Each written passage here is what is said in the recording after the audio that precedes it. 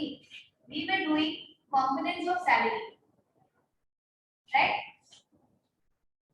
In components of salary, we had divided this component of salary into four different categories, four broad categories, in order to make it easy to understand. Because wrongly so, we have been using these words like incentives, allowances, and then benefits, perks interchangeably. But these words have their own nuances in when it comes to having a difference. And there is a different reason why company has these components in the salary.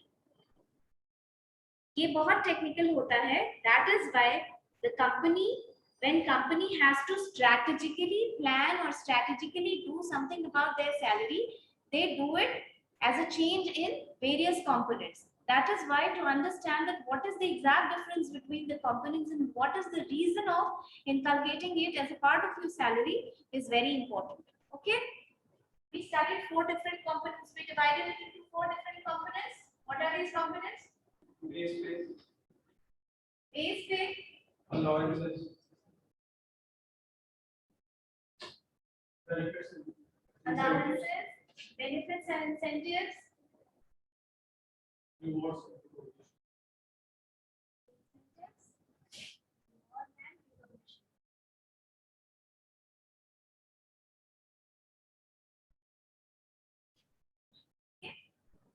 So, in the previous classes, we have already studied about what is base pay. What is base pay? Okay. Huh? Okay. 40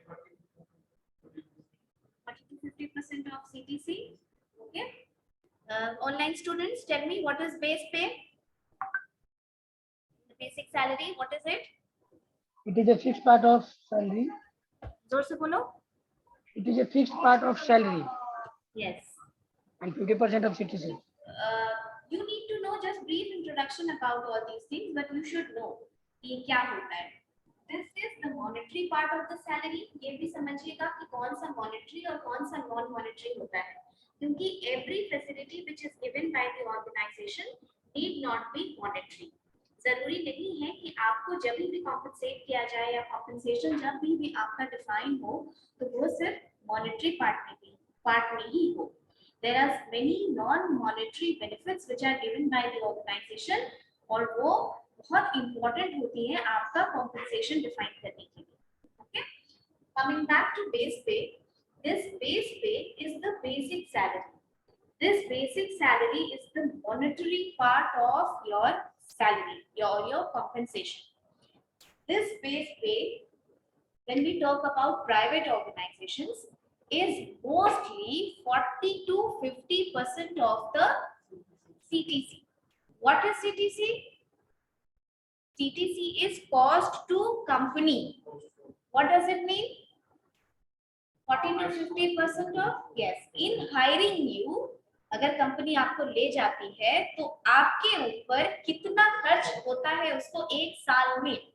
CTC is not very good way of assessing the compensation package of the organization. क्यों?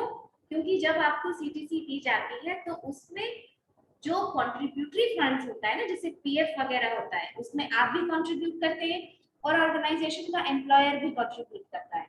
तो कई बार ये होता है कि वो सब भी डिडक्शंस लिख देता है सीटीसी में, लेकिन उससे आपको तो मतलब है नहीं, क्योंकि वो तो आपका कंट्रीब्यूशन कंपनी को करना ही करना है. वो लिख देता है, ग्रेच्युटी लिख देता है. ग्रेच्युटी तो कंट्रीब्यूटरी भी नहीं है, उसमें आपको एक पैसा भी कंट्रीब्यूट नहीं करना है. आपके 5 years of continuous service in the organization के बाद आपको ग्रेच्युटी का पैसा मिलता है, वो भी डाल देता है. कई बार आपको स्टॉक्स वगैरह दिया जाता है कंपनी से, जो थोड़ी अच्छी कंपनी होती है वो, तो उस केस में वो भी डाल दिया जाता है. इसीलिए जब भी आप नेगोशिएट करें किसी कंपनी से अपने सीटीसी के बारे में, always talk about the in hand salary, कि आपको इन हैंड कितना मिलेगा. जनरली सीटीसी का 40 से 50% सीटीसी का बेसिक सैलरी होता है. ठीक है. अदर अलाउंस अलाउंसेस जो भी है वो इसी बेस पे कैलकुलेट होती है, ठीक है। Now moving next to allowances. क्या है allowances? बताइए. What are allowances? Tell me online students. बताइए आप लोग allowances क्या होता है? Ma'am living expense. Can you speak louder? You're not audible. जोर से बोलिए. Ma'am living expense. Living expense. Okay. बोलो. So you salary is extra. किसके अलावा एक्स्ट्रा? सैलरी के अलावा नहीं, बेसिक के अलावा. ये सब डिफरेंस समझो, ये सैलरी ही है, अलाउंसेस तुम्हारा सैलरी ही है. Okay okay. Now we will talk about allowances. देखो अलाउंसेस क्या होता है, समथिंग, इसका रूट वर्ड क्या होगा, कभी कभी रूट वर्ड से ना पूरा कॉन्सेप्ट समझ में आ जाता है.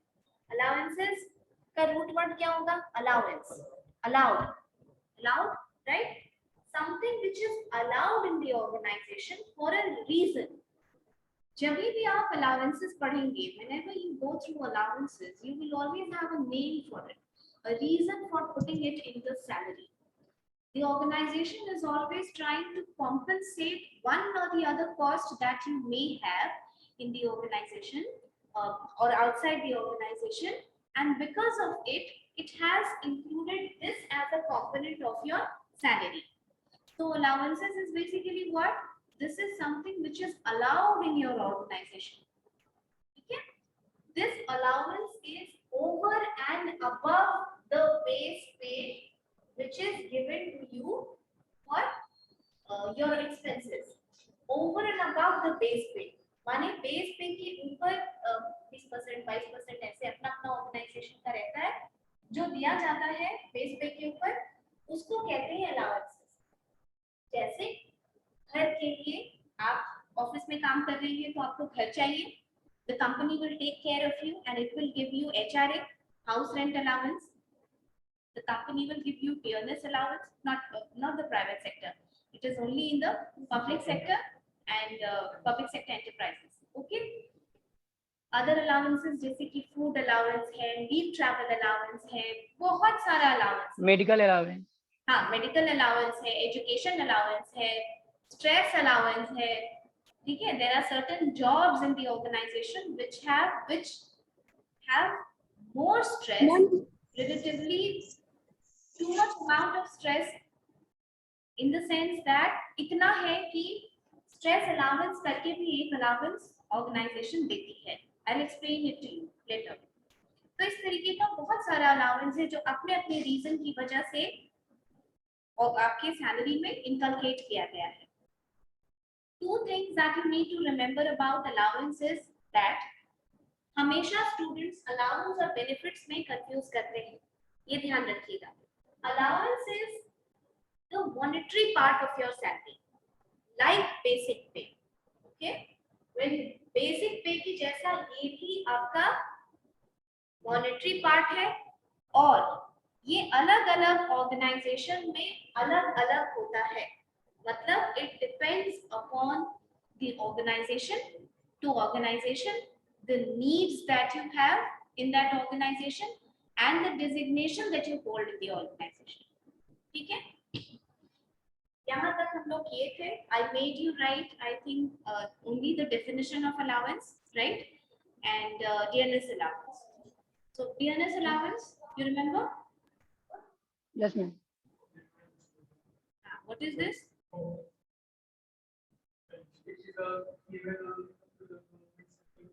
But what is this? ये याद रखना बहुत जरूरी नहीं है. It is the cost of living. Cost It of is the cost of living adjustment allowance. ठीक है, you're giving me the definition, but tell me what is this? आप वर्ड पकड़ के कॉन्सेप्ट समझिए, डिफाइन आप खुद कर लेंगे उसको. कोई रिटन ऐसा डेफिनेशन नहीं है कि आपका इधर उधर वर्ड्स हो जाएगा तो वो गलत हो जाएगा, लेकिन कॉन्सेप्ट तो कॉन्सेप्ट है. डीएनएस अलाउंस क्या होता है? महंगाई भत्ता सुने हैं? महंगाई भत्ता सुने होंगे, पापा लोग से सुने होंगे, न्यूज़पेपर में पढ़े होंगे, न्यूज़ में सुने होंगे। ये बताइए, जैसे पब्लिक सेक्टर में ये मिलता है, इसलिए दिया जाता है कॉन्सेप्ट क्योंकि पब्लिक सेक्टर की जो सैलरी होती है वो इस तरीके से जंप नहीं करती है कि 100% हाइक हो गया, 140% हाइक हो गया, 180% हाइक हो गया, नहीं होती है ना। 3% के हिसाब से बढ़ती है और पीआरपी दिया जाता है, परफॉर्मेंस रिलेटेड पे, ठीक है, पीएसयूज में वो भी दिया जाता है। और जो प्योर गवर्नमेंट सेक्टर है उसमें तो वो भी नहीं है, ठीक है, सैलरी अच्छी है पर ऐसा भी नहीं है कि बहुत अच्छा है। प्राइवेट सेक्टर्स की तरह वहां जंप नहीं है कि 150%, 160%। तो बार बार महंगाई घटी बढ़ी, क्या सैलरी को बार बार चेंज करना संभव होता है? Is it possible? No. Government का पे किससे रेगुलेट होता है? पे कमीशन से। पे सुना ना, 7th पे कमीशन आई, अभी कौन सा पे कमीशन है? 7th पे कमीशन चल रहा है। Yes ma'am. पे कमीशन, पूरी की पूरी कमीशन बैठती है, तब जाकर के सैलरी रिवाइज होती है गवर्नमेंट की, तब वो निकलती है कि अभी उसको इम्प्लीमेंट करना है, तब नीचे से ग्रुप डी से लेके ग्रुप ए तक की सैलरी रिवाइज होती है। And it is not possible for government to change it so often कि अभी तुरंत जरूरत हुई तो तुरंत हम सैलरी बढ़ा दिए, तुरंत किसी चीज का कट कर दिए। It's a thorough contemplation about salary when it comes to government sector. इसीलिए वहां पर डीए का प्रोविजन है, ठीक है, इसीलिए वहां पर डीए का प्रोविजन है। डीए क्या होता है? Dearness allowance. ठीक, इसकी हिस्ट्री क्या है? ये डियर फूड अलाउंस के तरीके से वर्ल्ड वॉर 2 के बाद दिया जाने लगा था। वर्ल्ड वॉर 2 के बाद डियर फूड अलाउंस के नाम से दिया जाता था। उसका क्या मतलब होता था कि जब लोगों ने रिवोल्ट किया वेज रिविजन के लिए कि हमें और पैसा चाहिए, तो उन्होंने फूड अलाउंस के तौर पे इसको लाया था कि चलो चलो तुम्हारी सैलरी का एक पार्ट कॉम्पेंसेट कर देते हैं। समझ आई बात? तो ये वर्ल्ड वॉर 2 के बाद आया। आज भी इंडिया और बांग्लादेश, इन दोनों के सैलरी में डीए एक इम्पोर्टेंट कंपोनेंट है सैलरी का, ठीक है। अभी जुलाई में रिवीजन हुआ ना डीए का, आप देखिएगा जाके न्यूज़पेपर। डीएनएस अलाउंस का कोविड के टाइम पे नहीं दिया गया था डीए गवर्नमेंट सेक्टर्स वालों को, तो फिर अभी रिवाइज हुआ जुलाई में 17% से 28% गवर्नमेंट ने किया, फ्रॉम 17% टू 28%। ये 2 बार साल में रिवाइज होता है, जनवरी में और जुलाई में। This is to compensate for the inflation which is there in the economy. Government sector वालों की सैलरी तो इतनी तेजी से बढ़ती नहीं है, लेकिन महंगाई बढ़ रही है कि नहीं? डीए को बढ़ाया भी जा सकता है और घटाया भी जा सकता है, ये ध्यान रहे। लेकिन प्रैक्टिकली कभी ये घटता है नहीं। क्यों नहीं घटता है? क्योंकि महंगाई घटती नहीं है। महंगाई कभी घटी है आज तक? नहीं, बढ़ती जाती है। तो डीए में बढ़ाया ही जाता है इसलिए, लेकिन घटाने का भी प्रोविजन है कि वैसा कुछ हुआ तो उसको घटाया जा सकता है, प्रैक्टिकली नॉट पॉसिबल। तो ये आपके component as a component in your salary इसलिए डाला गया क्योंकि जो पब्लिक सेक्टर एम्प्लॉइज हैं उनको थोड़ा सा प्रोटेक्शन दिया जा सके बाहर की महंगाई से, कि थोड़ी सैलरी बढ़े, एजुकेशन बढ़ गया, बच्चों की फीस है, ग्रोसरीज है, वगैरह वगैरह, योर एक्सपेंसेस, बैंक का रेट बढ़ गया तो अब आपको ईएमआई ज्यादा देना पड़ेगा, तो ये सब एक सैलरीड एम्प्लॉय के लिए मुश्किल हो जाता है ना, सब वहीं से देना। इसीलिए डीए का प्रोविजन गवर्नमेंट सेक्टर में दिया गया है, ठीक है, समझ में आया? अब आइए आप हाउस रेंट अलाउंस पे। हाउस रेंट अलाउंस क्या होगा, क्या समझ आता है इससे? सही सोच के। मैम जो एम्प्लॉय अपने घर से दूर है कंपनी के वर्क से, तो कंपनी उसे रहने के लिए होम देती है या फिर रेंट अलाउंस करती है।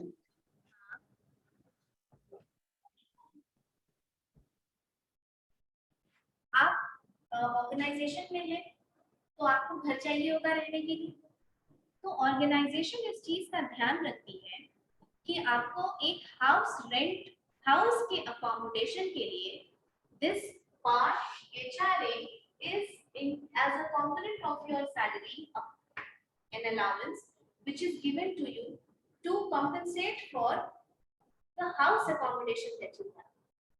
ठीक है, अब आपने देखा होगा कि रेलवेज का क्वार्टर मिलता है ना क्वार्टर। आप Yes, पाटलिपुत्र स्टेशन चले जाइएगा, वहां पे पूरी की पूरी रेलवे कॉलोनी है, कभी देखना। तो वो अकोमोडेशन कौन दिया? गवर्नमेंट दी उसको। एयरपोर्ट अथॉरिटी का देखना, यहाँ पे कंपाउंड के अंदर एयरपोर्ट के पास सारा जितना लंबी लंबी बिल्डिंग है वो उसका क्वार्टर्स बन रहा है, ऐसे सब जगह रहता है, यहाँ भी था, उसको तोड़ के रेनोवेट किया गया। तो वो क्या है? अकोमोडेशन दिया। ठीक है, वो अकोमोडेशन कंपनी ने दिया, यानी ऑर्गेनाइजेशन ने दिया। आपने सुना होगा ये भी कि थोड़े ऊंचे पोस्ट पे जाने से वेल फर्निश्ड हाउस या अपार्टमेंट दिया जाता है स्टूडेंट्स, सॉरी एम्प्लॉइज को दिया जाता है। वो क्या है? आपका हाउस का अकोमोडेशन एडजस्ट हो रहा है, फुल फर्निश्ड दिया जा रहा है या सेमी फर्निश्ड दिया जाएगा। जिन लोगों को ये नहीं मिलता है, मान लीजिए कोई कंपनी है जो ये प्रोविजन नहीं रखती है कि हम आपको लिविंग के लिए अपार्टमेंट या ये देंगे, वहाँ क्या होता है? They give you HRA in your salary, ताकि आप खुद रेंट कर सकें अपार्टमेंट। ठीक, तो HRA दिया जाता है। अब ये बताइए कि कॉस्ट ऑफ लिविंग मुंबई की और पटना की सेम होगी? नहीं होगी। गोवा की और पटना की सेम होगी? नहीं होगी। no, no. Very costly, very costly. वहाँ जो शायद अपार्टमेंट 25,000 में भी ना मिले, वो यहाँ पर आपको 15-16 में मिल जाएगा, क्योंकि यहाँ का cost of living, it's a small town, cost of living कम है, ट्रांसपोर्ट में कम पैसा लगता है, ये 7-8 किलोमीटर में एयरपोर्ट, रेलवे स्टेशन सब कुछ मिल जाएगा आपको, है ना। और दिल्ली वगैरह में आप किसी शादी में भी निकलेंगे तो आप 10 बजे शादी में पहुंचना है तो 7 बजे घर से निकल जाएंगे, ये हालत है। तो उसका क्या मतलब हुआ कि HRA अलग सिटी में अलग दिया जाता है। ठीक है, इससे बड़े सिटी टाउन का डिवीजन है। HRA देने के लिए हम जनरली कंपनी सिटीज को XYZ में बांटते हैं।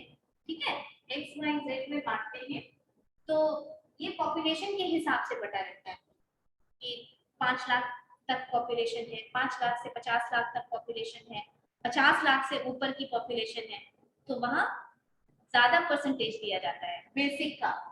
ये बेसिक सैलरी का ज्यादा परसेंटेज वहाँ पे सिटी के हिसाब से, जिनको पॉपुलेशन के हिसाब से बांटा जाता है, वहाँ हाउस रेंट अलाउंस दिया जाता है। समझ में आया? क्लियर है? HRA। Yes.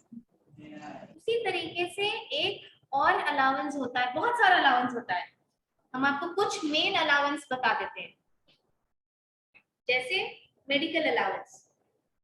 ठीक है, मेडिकल अलाउंस यानी कि मेडिकल अलाउंस 2 वर्ड है, आप लोग थोड़ा कंफ्यूज करते हैं इससे, इसीलिए हम अलग से बता देते हैं। एक मेडिकल अलाउंस होता है और एक मेडिकल रीइंबर्समेंट, सुने हैं? Reimbursement. Yes. सुने हैं? किसी को कोई आइडिया क्या होता है इसमें दोनों में डिफरेंस? वर्ड का डेफिनेशन नहीं रटेंगे आप लोग, रट गए बस, डिफरेंस समझिए कि दोनों में क्या डिफरेंस है। एक बार डिफरेंस समझ में आ जाएगा, आप ऐसे लिख देंगे सैलरी कंपोनेंट पे, बिलीव मी, याद करने की कोई जरूरत नहीं होती है, बस डिफरेंस समझते जाइए। यही टेक्निकल डिफरेंस जो होता है, किसी सब्जेक्ट को समझने में आपको हेल्पफुल होता है। मेडिकल अलाउंस का क्या मतलब होता है? ये तो नाम है, आपके बेसिक सैलरी का कुछ पोर्शन, कुछ पार्ट, कुछ परसेंटेज मेडिकल अलाउंस के तौर पे हर महीने it is given to you as a part of your salary. Say for example 3500, किसी को 3000, मतलब this is presumed by the organization that अगर आप एम्प्लॉय हैं और आप ह्यूमन बीइंग हैं तो आपका कुछ मेडिकल खर्च होगा, आप बीमार पड़ेंगे, आपकी फैमिली बीमार पड़ेगी ना। Yes, और ma'am. ये हमेशा ध्यान रखिए कि जब भी सैलरी बनती है या जो मिनिमम वेज दिया जाता है वो हमेशा 4 यूनिट के लिए कंसिडर होता है, हस्बैंड, वाइफ और 2 बच्चे, उसको सोच करके बनाया जाता है हमेशा सैलरी, ठीक है, नॉट फॉर सिंगल पर्सन। तो ये पार्ट Ma'am, मेडिकल reimbursement जो एम्प्लॉय के द्वारा हेल्थ पे एक्सपेंडिचर किया जाता है उसके बाद जो कंपनी उसके पेड अप करती है। Yes yes okay ma'am. Right. This medical allowance क्या होता है, पहले मेडिकल अलाउंस डील कर लें कि कुछ परसेंटेज ऑफ बेसिक सैलरी, सब कुछ बेसिक का ही परसेंटेज होगा, ठीक, बेसिक का ये परसेंटेज ये जो है वो सैलरी में दिया जाता है, क्योंकि इट इज ऑटो कंसिडर्ड कि भाई आप बीमार होंगे, आपकी कुछ मेडिकल एक्सपेंसेस होंगी, तो ये हर महीने का, रिगार्डलेस ऑफ द फैक्ट कि आप कोई बिल सबमिट करते हैं या नहीं करते हैं, कोई ओपीडी का रिसीट देते हैं या नहीं देते, ये बस इसलिए है ताकि आपका मेडिकल एक्सपेंसेस मीट हो सके, दैट्स इट, ठीक। लेकिन मेडिकल रीइंबर्समेंट का मतलब क्या होता है, रीइंबर्समेंट का क्या मतलब होता है, इसका बहुत सारा प्रोविजन होता है जो कंपनीज का अलग अलग होता है। जैसे आपने सुना होगा कि ये कंपनी का है कि आप सर्जरी करा सकते हैं और फिर बाद में सारा पैसा रीइंबर्स कर देगी कंपनी। इसका कुछ कुछ प्रोविजंस होता है जिसमें से एक दो ये है कि 24 घंटा से ऊपर आपको एडमिट होना चाहिए, आपका एडमिट का वो रिसीट होना चाहिए कि आप 24 घंटा से ऊपर हैं, जिस हॉस्पिटल में आप दिखा रहे हैं वो ऑर्गेनाइजेशन के पैनल में होना चाहिए। जैसे ओएनजीसी एक ऑर्गेनाइजेशन है, एयरपोर्ट्स अथॉरिटी ऑफ इंडिया एक ऑर्गेनाइजेशन है, ये लोग हर शहर में इनके पैनल में हॉस्पिटल है, जैसे पारस है ना बगल में, ये बहुत सारे यस मैम। ऑर्गेनाइजेशन के पैनल में है, यानी आपको उन्हीं हॉस्पिटल्स में इलाज कराना है जो आपके ऑर्गेनाइजेशन के पैनल में, वहां आप 24 घंटे से ऊपर इलाज हुआ, आपका कोई सर्जरी हुई या क्या हुआ, फिर वो बिल आप ऑर्गेनाइजेशन में फर्निश करेंगे और वो सारा पैसा आपको मिल जाएगा, ये होता है रीइंबर्समेंट, ठीक है। Don't confuse it with medical allowance, medical allowance में कोई बिल नहीं दी जाती है, कोई ओपीडी का कुछ भी फर्निश नहीं करता है, फाइन। दो अलाउंस बताए, HRA, medical allowance. Now you come to एक और अलाउंस बताते हैं which is leave travel allowance.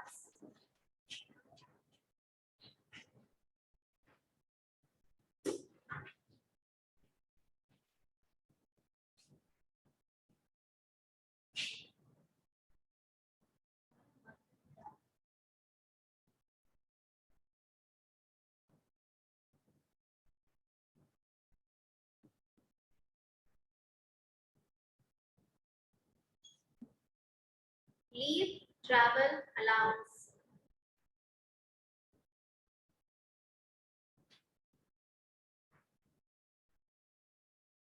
Tell me, what can you infer from this word? किस टाइप का allowance होगा ये? सोच के बताइए। गलत सही जो भी. Just have a wild guess about what kind of allowance this could be. Okay? Ma'am क्या लिखा है आपने? आप बताइए. मैम बोर्ड पे लिखा हुआ दिख रहा है।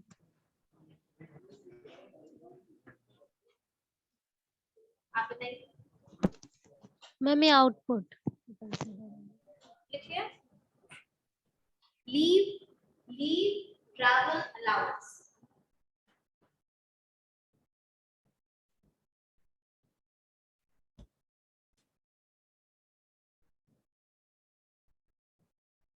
Have you ever heard of your parents, someone who was in government sector or something, saying कि LTC मिला है, Leave Travel Concession, LTC मिला है ऑफिस की तरफ से घूमने के लिए मिला है, सुना है कभी? नहीं सुना है। यस मैम, सुने हो? Yes ma'am. As a tour ticket. हाँ बोलो. मतलब एज अ टूर टिकट मिलता है, जैसे मैं यहाँ का 2 टिकट मिल गया, आपको जाकर घूम के आना है। हमारी आवाज नहीं आ रही है, I don't know what's wrong today, otherwise it is okay. Ma'am इधर का नेटवर्क सही नहीं है और बारिश तेज हो रही है। अच्छा, okay. Leave travel allowance, as the name suggests, to take leave, you travel, and the company will give you allowance for that. Okay, this is as simple as this. But there is a concept behind giving you. I already told you, not every allowance, everything is for a reason in your salary. The HR doesn't give you one penny without a reason. Okay, so leave travel allowance. इसका क्या मतलब होता है? ये government sector में start हुआ था leave travel allowance, तब उसको कंसेशन बोला जाता था, एलटीसी। इसमें क्या होता था, द कंपनी और the office, government, they used to give you allowance for travelling, money for taking leave and to travel to some places with your family. Okay, कि आप अपनी फैमिली के साथ कहीं लीव लेके घूमने के लिए जाइए और उसके लिए पैसा कंपनी देगी आपको, गवर्नमेंट देगी या जो भी देंगे, जहां पे भी है लागू, ठीक है। And for its the provision is 2 times in 4 years, 4 साल में 2 बार है, 2 बार था, अभी 1 बार कर दिया क्या, I have to check, but 4 साल में 2 बार ऐसे था। क्या होगा उससे बताइए, क्या फायदा होगा इस अलाउंस से? एक चीज याद रखिएगा, हर चीज पैसे के पॉइंट ऑफ व्यू से नहीं सोचना है। You have to remember that our Indian constitution states that ours is a welfare state, India is a welfare state, कल्याणकारी राज्य। हम लोग, हमारी सरकार कल्याणकारी राज्य के तौर पे यहाँ काम करती है। तो जितना सोशल सिक्योरिटी और ये सब का कॉन्सेप्ट है, ये इसी वजह से है। आप सोचिए थोड़ा सा और हमको 3 पर्सपेक्टिव बताइए, थोड़ा सा सोचिए, I give you 5 minutes. Employer के पॉइंट ऑफ व्यू से बताइए कि ये क्यों देगा, वो कोई तुमको घूमने के लिए पैसा देगा तो ऐसे थोड़ी देगा, कुछ तो उसको फायदा मिल रहा होगा, राइट? एम्प्लॉयर के पॉइंट ऑफ व्यू से बताइए, सोच के, एम्प्लॉई के पॉइंट ऑफ व्यू से बताइए, and the next one you cannot think of, that I will tell you। ये दोनों बताइए, तो इन दोनों के पॉइंट ऑफ व्यू से क्या बेनिफिट होगा इस टाइप के अलाउंस का? Just think for 2 minutes।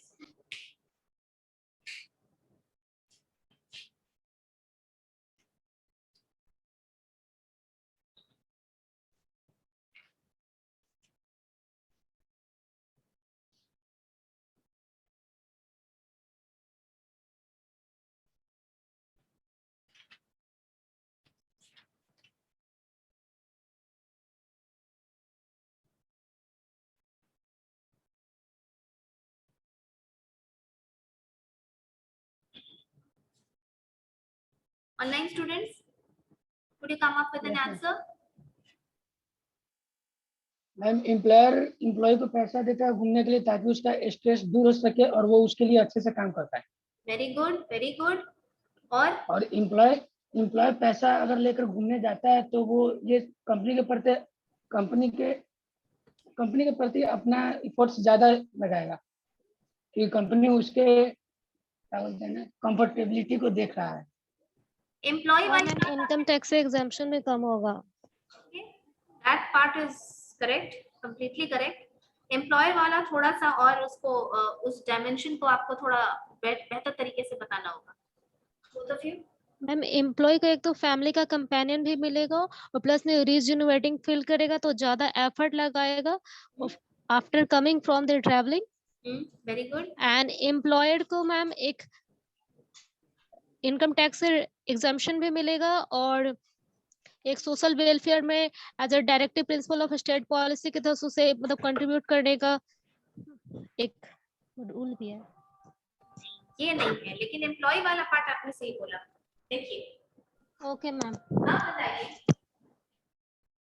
अभी कोई कॉलेज में डेली क्लास कराया आपको सुबह 7 बजे से शाम के 5 बजे तक, डेली ऐसा ही है, ऑफिस वैसा ही होता है। अभी कॉलेज में तो बहुत आराम से आप करते, वहाँ तो ऐसा ही है। So when you start working and you continuously work, everyone becomes tired. This tiredness is not just physical tiredness. This is psychological fatigue also. आप एक ही काम मोनोटोनी करते करते करते करते थक जाते हैं। क्यों सिलेबस में अलग अलग टीचर्स का सिलेबस अलग अलग दिया जाता है। एक ही दिन अगर हम आपको 5 क्लास लगातार पेरोल पढ़ा दें तो कितना भी अच्छा सब्जेक्ट हो आपको मन नहीं लगेगा पढ़ने में, ना हमको पढ़ाने लैक ऑफ कंसंट्रेशन भी हो जाएगा। तो क्या होता है इससे, एक साइकोलॉजिकल फटीग होती है कि आप एक ही जगह पे काम कर रहे हैं and then you get tired, you need some time off, right? You need to restore yourself, restore your energy, your mind, you feel fresh. बाहर आउटिंग क्यों जाते हैं हम लोग, थोड़ी देर के लिए फ्रेश होने के लिए, राइट? तो एम्प्लॉइज के साथ में यही होता है। और उसके बाद भी ये प्रोविजन है कि आप अपनी फैमिली के साथ जा सकते हैं, ठीक है? You can go with your family. और इस फैमिली में इसका लॉ जो है उसमें शायद डिपेंडेंट पेरेंट्स भी आते हैं, वाइफ आती है, बच्चे आते हैं, जो वर्किंग वुमन है उनके हस्बैंड आते हैं, उनके बच्चे आते हैं। And I need to check the law, ये सब कुछ लॉ है तो उसमें लॉ में डाला हुआ है। तो एम्प्लॉइज काम करते, जब कोई सैलरीड एम्प्लॉई अपनी फैमिली के साथ when they go off for a vacation, they come back with a rejuvenated mind, right? They are happy, they are fresh, they'll feel that they are starting it afresh, right? Employer के point of view से क्या होता है देखिए, ठीक है? आपको leave पे आपको आप यहाँ पर एम्प्लॉय को जाने के लिए बोलेंगे तो ये पेड लीव होता है, मतलब उतने दिन की सैलरी नहीं डिडक्ट होगी आपकी, that is a paid leave. लेकिन आपने लीव एनकैशमेंट सुना है? लीव एनकैशमेंट क्या होता है कि साल भर आपकी जो छुट्टी बची आपको लास्ट में उसका एनकैशमेंट मिल जाएगा, पैसा मिल जाएगा। यानी अगर आपने साल भर छुट्टी नहीं ली, आप ऐसे एम्प्लॉई हैं, तो पर डे का आपका सैलरी कैलकुलेट होगा और उसका पैसा आपको मिल जाएगा। तो पहले लोग ये, जैसे मिडिल क्लास का जो आदमी होता है वो किसी भी तरीके से पैसा बचाने की कोशिश करता है, जिस तरीके से पैसा बच जाए, राइट? घूमना इज अ लग्जरी, है ना? That is not important. कभी सुना है कि जिसको कि एकदम हैंड टू माउथ हो रहा है वो घूमने के बारे में सोच रहा है? नहीं, घूमना इज लग्जरी। इसीलिए जब जनरली लोग क्या करते थे कि वो छुट्टियां बचा लेते थे, छुट्टी नहीं लेते थे, एंड दे सेव्ड छुट्टी and at the end of the year they encashed it with money. तो आप जब लीव देंगे, भेजेंगे घूमने के लिए, तो 10-12 दिन तो लीव लेगा वो घूमने के लिए। कहीं यहाँ से गोवा जाओगे तो 12 दिन तो लगेगा ही, कश्मीर जाओगे तो 12 दिन लगेगा ही, नॉर्थ ईस्ट घूमने जाओगे तो 12-15 दिन लगेगा ही। उतनी छुट्टियां वो ले लिया ना, उसका एनकैशमेंट नहीं देना पड़ेगा एम्प्लॉयर को। आप समझ में आई बात कि अलाउंस दोनों के लिए क्यों यूजफुल है? समझ में आ रही है? दिस इज द रीजन कि ये अलाउंस को जब हम मैग्नीफाइंग लेंस से देखते हैं तो इसका वेरियस डायमेंशंस निकल के आता है। लीव एनकैशमेंट नहीं करना होगा उसको, ठीक है? तो वो पैसे बचे एम्प्लॉयर के, वरना सारा एम्प्लॉय अगर लीव एनकैश कराने लगा तो कंपनी को काफी पैसा देना पड़ता था उसका, राइट? पहले गवर्नमेंट क्या करती थी कि सीधा एक लमसम अमाउंट अकाउंट में डाल देती थी कि ये आपको मिल गया घूमने के लिए। तो वो क्या करते थे, इतने दिन की छुट्टी लेके घर चले जाते और 15 दिन के बाद आके बोलते थे हाँ हो गया है। फिर बाद में गवर्नमेंट स्ट्रिंजेंट हो गई, they came up with stringent rules and regulations, they asked you the tickets furnish कीजिए फैमिली का, सबका। फ्लाइट का टिकट अगर जिसको एंटाइटलमेंट है फ्लाइट का, are you going, if you going by flight you furnish those tickets. Public transport, आपने उस सिटी में घूमने के लिए पब्लिक ट्रांसपोर्ट लिया, only public transport, you give the receipt, वो सारा रिसीट सबमिट कीजिए, यस सारा पैसा होगा। और घूमने के पहले कुछ अमाउंट डाल दिया जाता है कि आप कहाँ से मैनेज करेंगे, ठीक है? ये आपने समझा एम्प्लॉय का perspective. This was employer's perspective. Tell me something about government's perspective, can you think of it? आप सोच सकते हैं तो बताइए। Although I do not expect you, any answer to this would government का क्या पर्सपेक्टिव हो सकता है? कुछ फायदा गवर्नमेंट को मिल रहा है इस अलाउंस से? यस मैम, अगर टूरिस्ट प्लेस पर जाएंगे तो उनका जो एक्सपेंडिचर होगा, इनकम होगा, वो रेवेन्यू जनरेट होगा, फिर जीएसटी लगेगा, उस वो भी चार्ज इंक्लूडेड होगा, as Say it again. Economy के लिए बेनिफिशियल होगा। Say it again. एक बार बोलो और। मैम रिपीट करूं?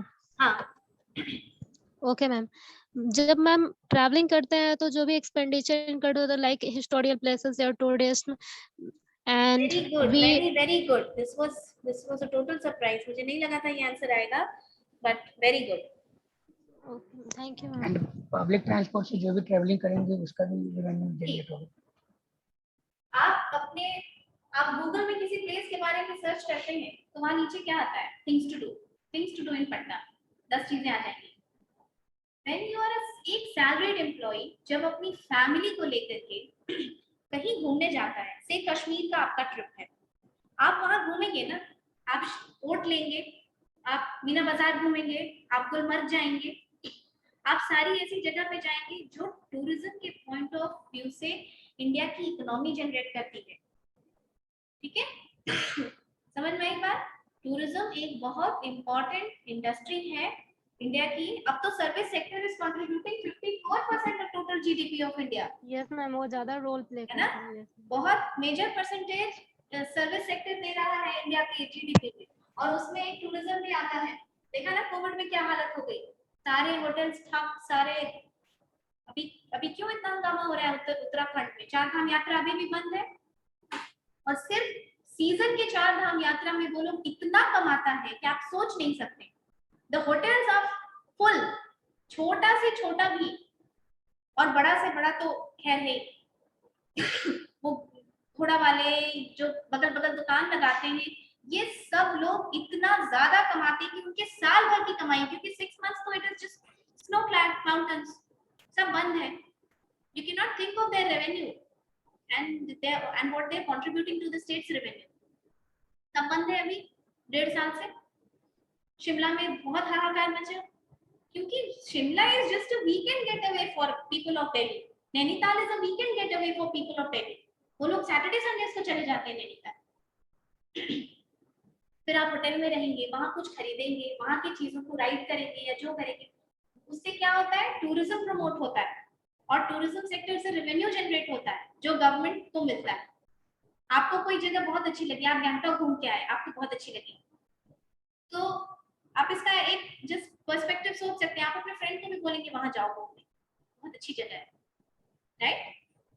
तो इसका ये सब पर्सपेक्टिव है कि ई ट्रैवल अलाउंस का, इसका जब हम इसको थोड़ा थॉरली वॉच करते हैं, देन वी सी कि एम्प्लॉयज के लिए भी अच्छा है, एम्प्लॉय के लिए भी अच्छा है, और गवर्नमेंट के लिए भी अच्छा है। ठीक है, उसके अलावा कौन कौन से टाइप के अलाउंस होते हैं? जैसे newspaper allowance, periodical allowance, magazine allowance, ये सब कुछ दिया जाता है। जनरली जो लोग जर्नलिज्म वगैरह में काम करते हैं, जर्नलिज्म में काम, प्रेस में काम करते हैं, तो उनको जरूरत होती है ये सारी चीजों की। तो they are like people working in India today or other than each other and everyone, they must be getting this kind of allowance. Bank में भी मिलता है। समझ आ गई बात?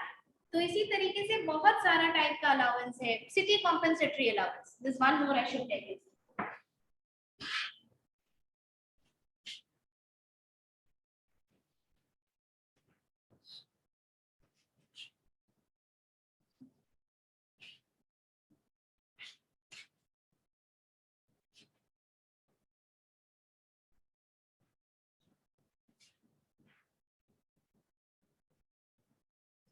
सिटी कॉम्पेंसेटरी अलाउंस क्या समझ में आता है इससे? अलाउंस का नाम सुनते ही समझ आ जाएगा कि अलाउंस क्यों दिया जा रहा है। बताइए, बोलो।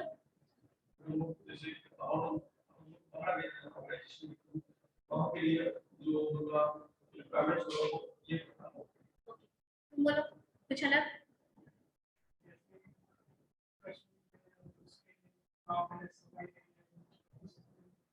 सही होता है। City compensatory allowance is what?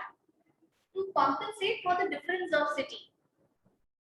ठीक है, to compensate for the difference of city. जैसे पटना एयरपोर्ट पे कोई काम कर रहा है, पटना तो प्लेन में है, ये बिल्कुल मार्केट में है एयरपोर्ट, सब कुछ सब चीजों का एक्सेस है। The life is not tough in Patna. someone who is working in Patna airport, the life is not tough. Up think it the other way around. Imagine the same employee who's been transferred to Leh airport. Remote area, yes ma'am. Leh airport पे अगर transfer हो जाए यहाँ पे, कश्मीर के किसी airport पे जो एयरफोर्स का स्टेशन है, बेस स्टेशन है, वहां ट्रांसफर हो जाए, will things be the same for him? Is the living not difficult there? It is. वहाँ तो ब्रीथ करने में ही प्रॉब्लम होता है, ऑक्सीजन इतना कम होता है कि वहाँ सब सर्वाइव भी नहीं कर सकता है। तो लाइफ इज टफ है, कुछ मिलता नहीं है, बर्फ हो गई तो इतनी बर्फ हो गई तो फिर आपका कट ऑफ हो गया, लेकिन एयरपोर्ट तो ऑपरेट कर रहा है, एज एन एम्प्लॉय आपको तो जाना है। फिर तो ऐसे हार्श कंडीशंस को कॉम्पनसेट करने के लिए सिटी कॉम्पनसेटरी अलाउंस दिया जाता है। Okay, to compensate for the difference in city, difference could be anything in the living or the geography of that place or any whichever way. someone who's been transferred to Mizoram, ठीक है, somebody who's been transferred to say Tripura, वो सब naxalite prone area है, वहां रहना government officials पे ज्यादा attack भी होता है ऐसे भी, क्योंकि naxalites they are very anti government, right?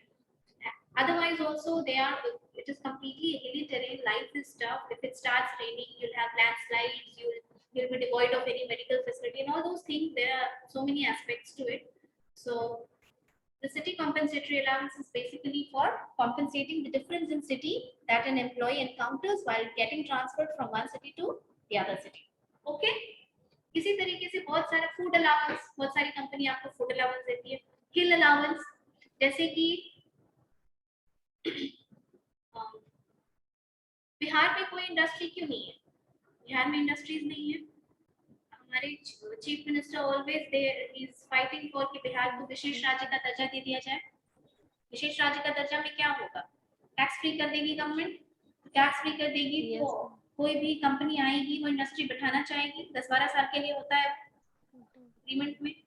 उसके एग्रीमेंट में ये भी होता है कि आप इतना परसेंटेज ऑफ एम्प्लॉइज वर्कर्स मेरे ही स्टेट से लीजिएगा, बाकी आप बाहर से बुला लीजिए। जैसे मेदांता बुलाना कंकड़बाग में, तो वो बिहार सरकार ने उसको जमीन दी, ठीक है, that land is from Bihar सरकार। और एग्रीमेंट में ये होता है कि आप जितने ग्राउंड स्टाफ लेंगे वो आप बिहार के लेंगे, नहीं तो हमको क्या फायदा कि हम दूसरे स्टेट्स को बुला के यहाँ बिठा रहे हैं, आप एम्प्लॉयमेंट नहीं देंगे, आप रेवेन्यू नहीं जनरेट करेंगे, तो हम आपको फ्री इलेक्ट्रिसिटी क्यों दें, हम आपको फ्री का टैक्स फ्री क्यों करें, राइट? तो जब टैक्स फ्री किया जाता है तो यही सब फैसिलिटीज इंडस्ट्री को दी जाती है, सस्ती इलेक्ट्रिसिटी, सस्ता पानी, ठीक है, रजिस्ट्रेशन का जो प्रोसेस होता है वो बहुत स्ट्रिंजेंट नहीं होता है, and various other things. In return they will give you employment, a certain percentage agreement में होता है, कॉन्ट्रैक्ट में, सॉरी। तो ये सब होता है। सिक्किम वगैरह जो स्टेट्स है वो इतना डेवलप क्यों किया? पिछले 10 साल में वहाँ का टेम्परेचर भी बढ़ने लगा, ठीक है। There was a time when there was no concept of fan in that state. Fan वो लोग लगाते ही नहीं थे, कोई नहीं लगाता था, because through out it was cold. But अब इतनी इंडस्ट्रीज बनने लगी, वहाँ छोटे छोटे झरने सूखने लगे, इतनी इंडस्ट्रीज बनेंगी तो उसका कचरा सोचो, उसका पॉल्यूशन सोचो। You name a pharmaceutical company and it has it.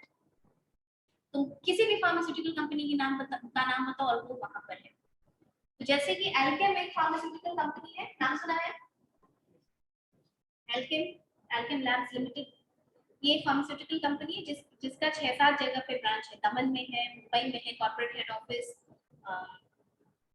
Mumbai में है, सिक्किम में 2 प्लांट है इसका, समरदुंग में, रैंको में, और हिमाचल प्रदेश में बद्दी में है, सोलन डिस्ट्रिक्ट में, ठीक है। तो वो हिमाचल प्रदेश का भी एक पूरा बेल्ट जो है वो इंडस्ट्री का हब है, रजिस्टर्ड बहुत सारी कंपनीज है। तो अब बताइए कि जैसे कोई मुंबई में काम कर रहा है और वो हिल्स पे जाएगा रहने के लिए, तो वहां पे कंडीशंस थोड़ी हार्श होती है, सुनने में बहुत अच्छा लगता है कि घूमने के लिए पैकेज पे जाते हैं, but when you start living you face certain problems. Life is not that smooth. Landslide हो गई, 2-2 दिन रास्ता ब्लॉक रहा, ठीक है. तो उनको अलग से कॉम्पेंसेट सैलरी में किया जाता है हिल अलाउंस देके, ठीक है. So hill allowance is also a kind of allowance. How many allowance did you study today? Name all of them. नाम बताइए सबका. HRA, HRA, medical allowance, HRA, LTA, DLS allowance, city compensatory allowance, food allowance, ma'am magazine leave periodical, travel LTA, allowance, newspaper allowance, meal allowance, house rent allowance. ठीक है, house rent allowance. Okay. In the next class, I'll make you write few points about this, else you will forget. So just in case you need to revise, you'll just turn the pages and revise for once. बस concept bullet points में कि ताकि आपको याद रहे कि ये क्या है, ठीक है? Thank you class. Thank you ma'am. Thank you ma'am. Thank you ma'am.